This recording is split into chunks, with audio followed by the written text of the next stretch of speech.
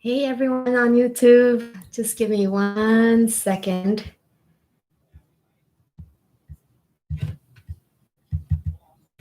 Okay, let's see. Having technical difficulties here.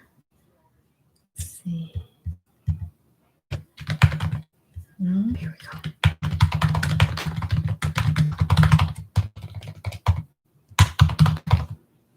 Okay.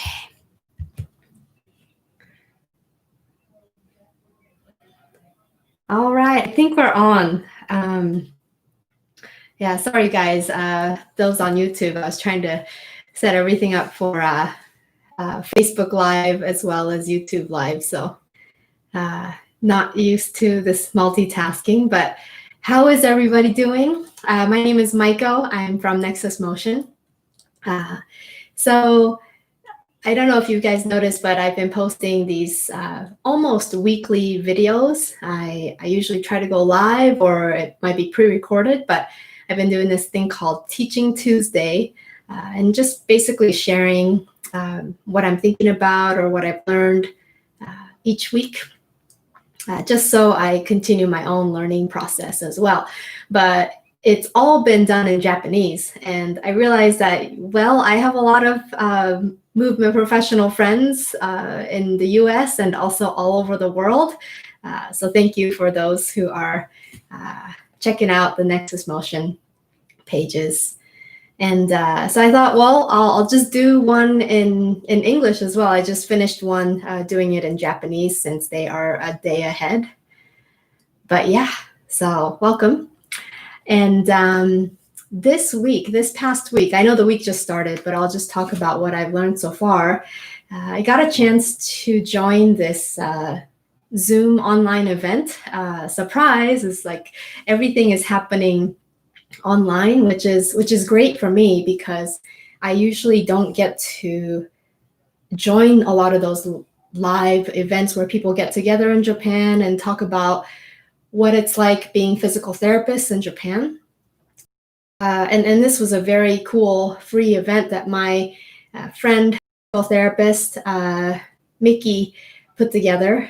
And yeah, I really, I shouldn't say I wasn't expecting that much, but I got so much more out of just joining that first hour. Unfortunately, I had to leave after about the first hour because I had to get up super early to do my monthly webinar the next day. But the hour that I sat there and listened to these speakers, it was a lot of basically personal development stuff.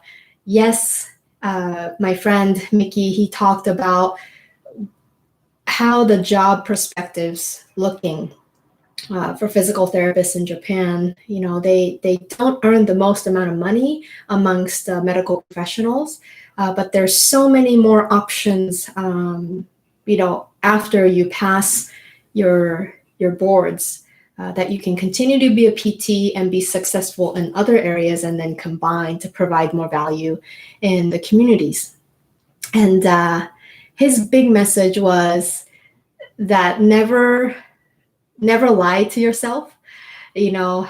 And for anybody who's met this guy, he just exudes like love for everything that he's doing. You know, he owns his own PT facility, or actually, he can't really call it a PT facility, but he owns his own private practice that provides services to improve people's movements. He makes amazing insoles. He's made a pair for me, and I love them. And yeah, his other message was, you do it or you do it right away. Those are the two options. Or that you work hard or you work really hard. Those are the only options. You know, and so you can tell his drive for making a difference in what he does. And his amazing network of people that just get attracted to people like him. It's very inspiring. So it made me want to do more in what I love to do, you know. And then the second person who spoke talked about how important it is to just fail a lot. And I'm guilty of not taking that first step right away because I'm afraid that I'm not going to do well, or it's not quite perfect, so I'm not, I'm going to hold on until it gets a lot better.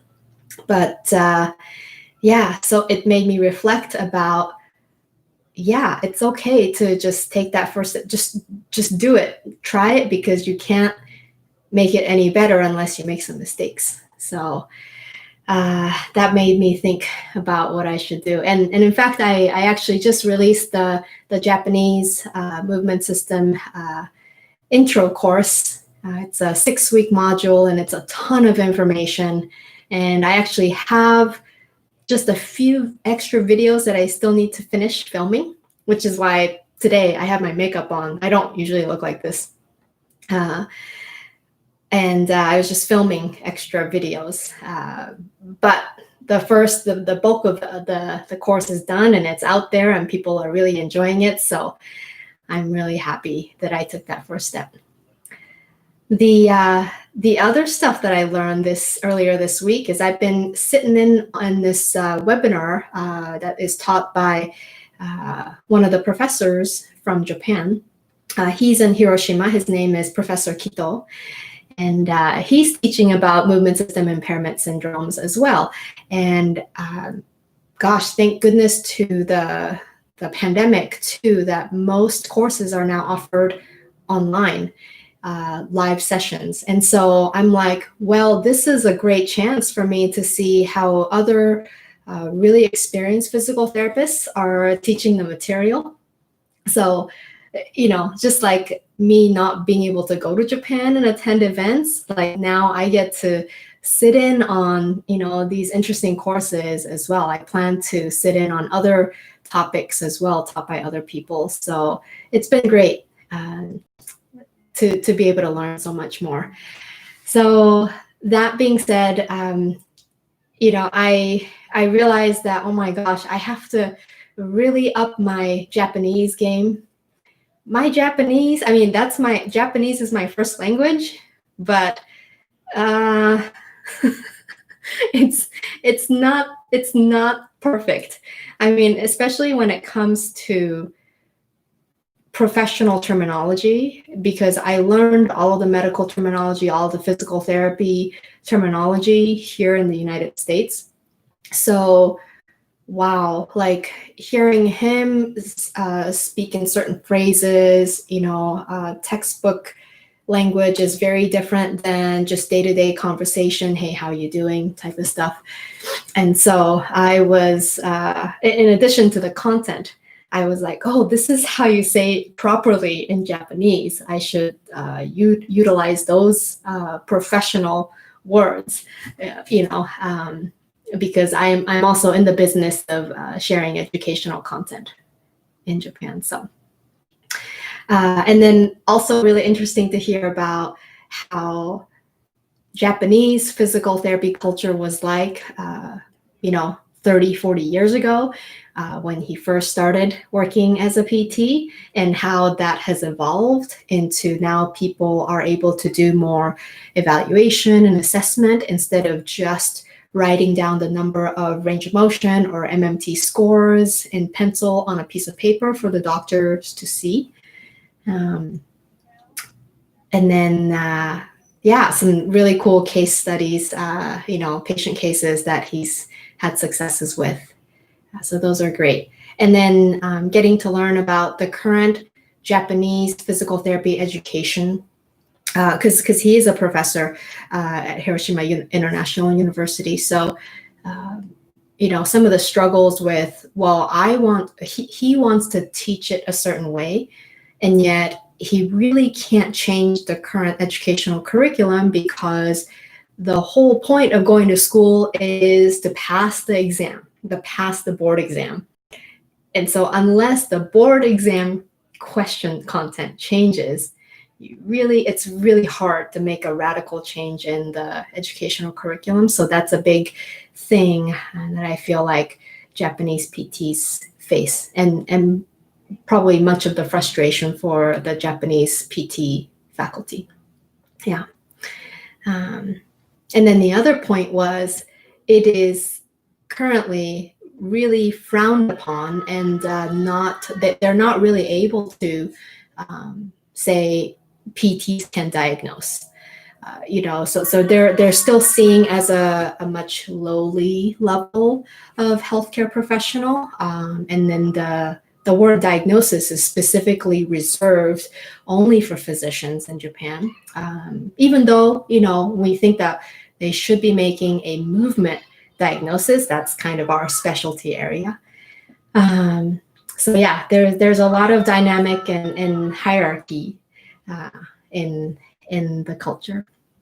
Anyway, so as I was sitting and taking notes during Professor Kito's webinar, that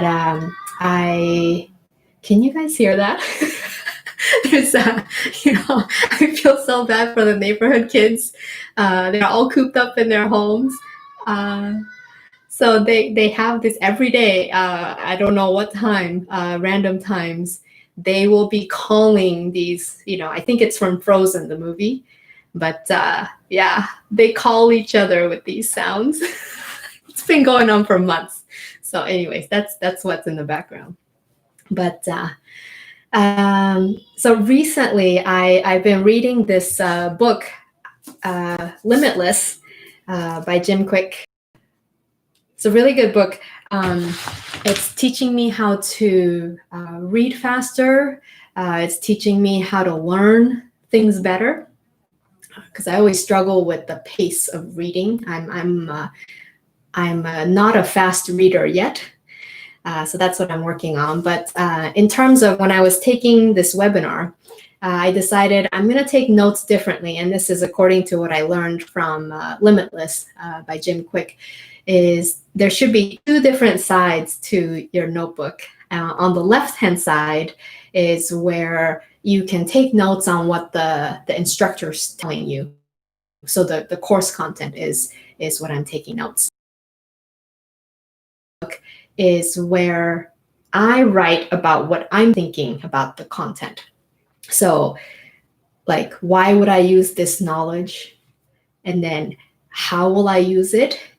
And when am I going to use this knowledge? So in thinking about the content, the note-taking content actively, it's really been helping me out with absorbing more of the information. So yeah, that's what I got for you guys this week. I hope you get something out of Teaching Tuesday. It's more like Sharing Tuesday, but the T's and the T's, they have to go together. So anyways, I hope you all have a pretty good week. Many people out there on the West Coast. I know some people who nearly have to evacuate or in the process of evacuating from the fires in Southern California, and really bad in Oregon as well. So hopefully everyone's safe and that they have a place to go. And yeah, stay safe out there. As I always say at the end of my video message, move better and live better. And hope to see you guys next week. Bye-bye.